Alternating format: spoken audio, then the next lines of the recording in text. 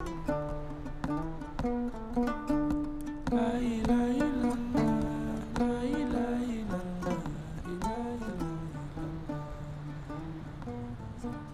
we was growing up, we were always called saltwater Geechee.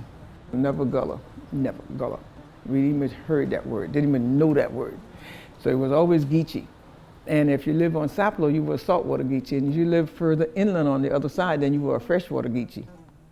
So we were those fast-talking, rice-eating Geechee folks.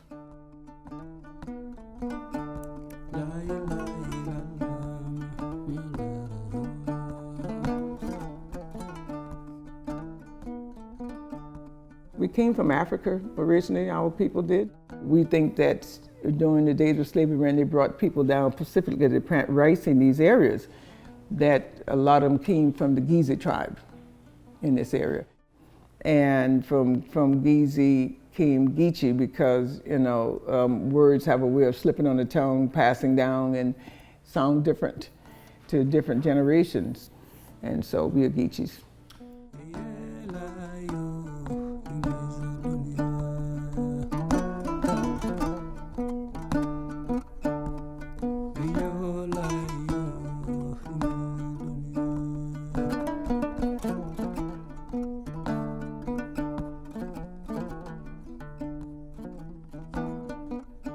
We still have a lot of African ways, a lot of dishes we cook, a lot of words we say that people don't understand as Muslim and African mix.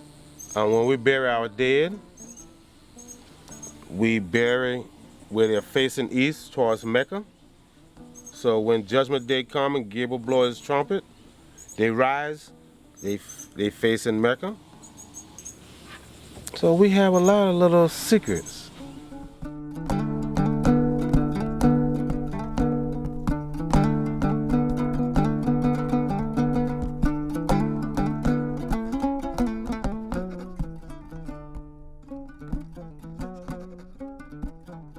Everybody knows Sapelo Island for the red peas.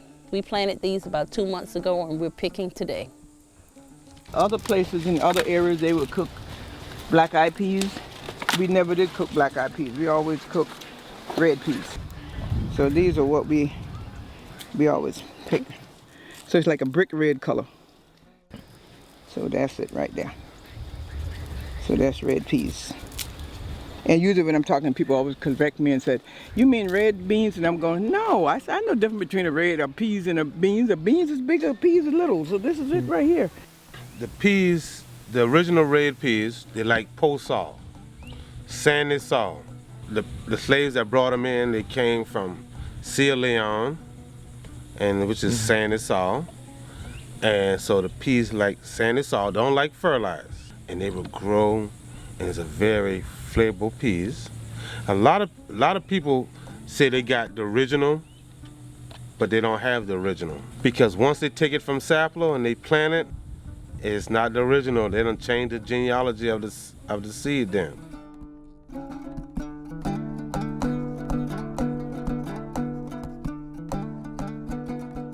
And we always grew red peas when I was growing up. Red peas was a thing that no matter how poor the soil was, you can get some red peas growing, So if you even throw it outside on top of the soil, and next thing you know, there's a red pea sprouting up. And even today, we got relatives that live in Florida and New York, Boston. They'll call you or write you and say, "You grew any peas this year?" And you say, "Yeah." "Can you send me a handful, please? Because I need it for New Year's." So off in the mail it goes, the peas goes.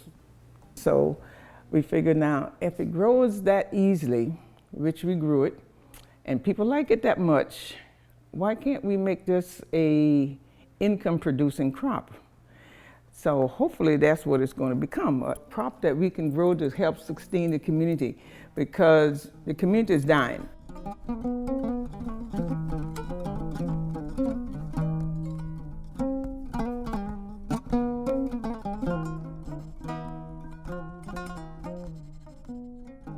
Most of the people here don't own a piece of land on the mainland or anything. All they own is right here on the Sapelo. And they own this in the family since a few years after the Civil War. This is home. This is where the roots from Africa to here started. And sometimes your own people is your worst enemy, because when your own folks, your cousins and others, selling out to people, so they base all of our property on the sale that someone did, you know, and because they call it valuable, so they don't even evaluate our houses. They just evaluate the land. They say the land is valuable now. I can't afford the taxes that they're gonna put upon us because somebody's building a $300,000 home. So how they gonna preserve how they gonna keep the community? They helping the community. They're not helping. Really, they're destroying the community.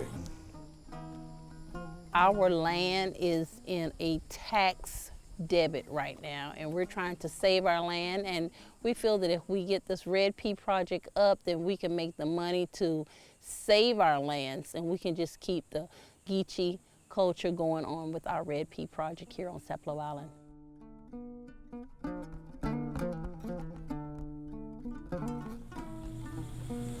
How many places you can come right now on the coast of Georgia without being on a state refuge and see Mother Nature at its finest? Go to a beach when you feel like you own it, when you can walk the whole beach and you might see 5 people. You ain't gonna find that nowhere else. It's hard.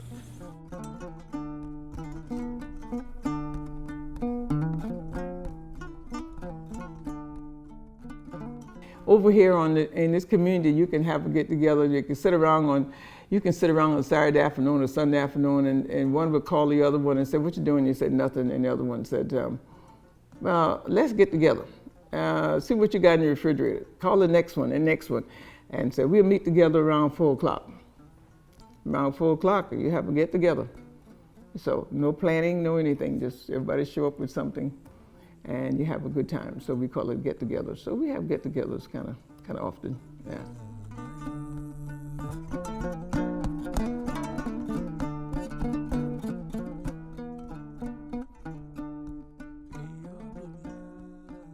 Life revolved around your dreams when I was growing up. Dreams were how you got to be a member of the church. Dreams were telling you the sex of a baby. Dreams will tell you whether the death of someone is coming up, whether it's a man or woman. Dreams will tell you whether a person is pregnant. Dreams will tell you whether you got the right number to play the boletos, to take a gamble on. I mean, dreams were important. So it was not a trifling thing that you take lightly. You know, it was important to people. So dreams were very important in every aspect of your life, you know. My thing for Sapelo is that I wanted to become better than it is now. I want more people here, more children. I want it to be a place where people live, love, and die. And so with the Peace Project, we hope to entice some of the young ones that are still here, the few that are still here, and the ones that is not living too far, that said, wait a minute, I got land over there on the island. I even got a house my grandparents and my parents left me. I'm going back to Sapelo. I'm going to work on this Peas Project, you know. And so this small Peas will probably be the one that will do big things for Sapelo. So that's what we're hoping for. And now I already got people saying, well, next year I'm going to plant peas. So I think it's catching on already. And if it catches on and people really like our peas, then we have to plant more peas. And more peas and more peas. We love our island. It's precious to us. Our island is just as precious as a newborn baby, and we're going to save our land no matter what with this little old teeny thing called the little red pea. We're not scientists and that sort of stuff, but we are, you know, we grew up over here fishing and planting and cooking, so we need to cash in on what we know best. So that's right, and make it work for us. In the 70s, in the early 80s, it was really, really hard for a black waiter and a black waitress to make money, because, you know, you had people